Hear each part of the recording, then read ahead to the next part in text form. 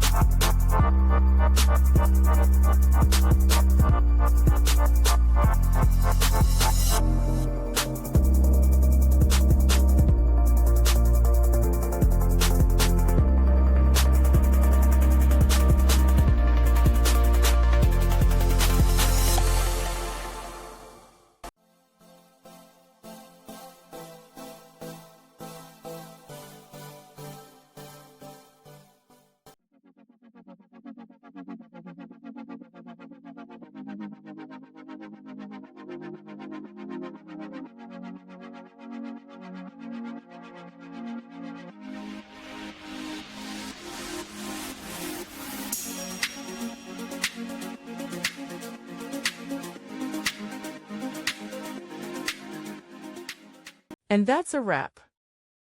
I hope you found the answer you were looking for. If you did, take a second to hit that subscribe button. It really helps out. And let me know in the comments which solution worked best for you. See you next time in the debug zone.